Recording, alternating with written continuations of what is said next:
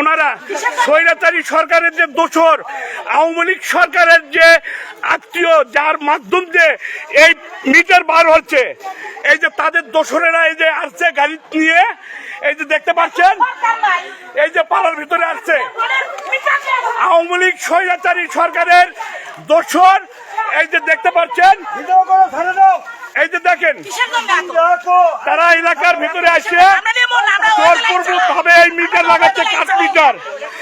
যে কাঠ মিটারের এখন বর্তমান আমাদের ইউনিট সরকারের কোনো অনুমোদন নাই।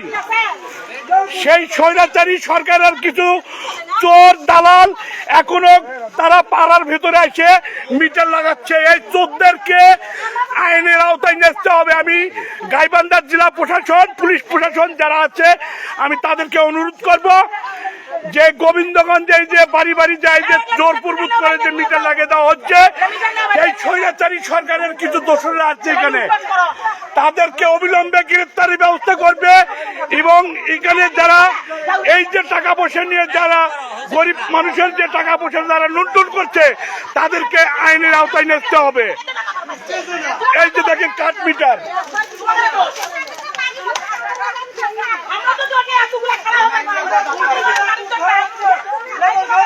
আপনারা যাই যেভাবে যে এলাকায় পান, এদের স্বৈরাচারী সরকারের দোসরেরা, আওয়ামী লীগ সরকারের জামাইয়ের লোক, এই যে দেখেন স্বৈরাচারী সরকারের জামাইয়ের কিছু লোক কাঠ মিটার লাগাতে আসছে এনারা।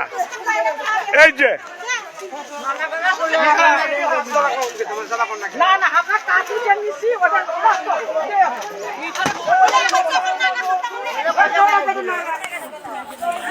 স্যার, এটা কি আপনার কার অনুমোদন? আপনার ডিসি স্যারের অনুমোদন পাইছেন?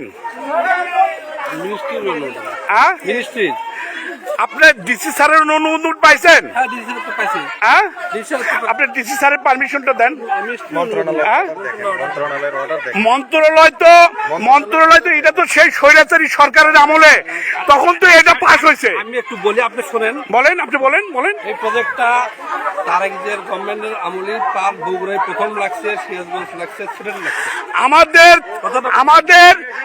আমাদের তারেক জিয়ার কথা বলতেছেন, এই মেসেজটা যতদূর সম্ভব আমাদের জানা মতো আপনি ভুল মেসেজ দিচ্ছেন। আপনি তারেক জিয়ার দোহাই দিয়ে আপনি পার পাবেন না। এখানে এই কাঠ মিটার, এই যে গরিব মানুষকে মারার যে একটা কলকাঠি, এই কলকাঠি আমরা নাচতে দেব না বাংলাদেশে। এটা কথা বলেন আপনি, গভর্নমেন্ট, আমি কথা বলবো।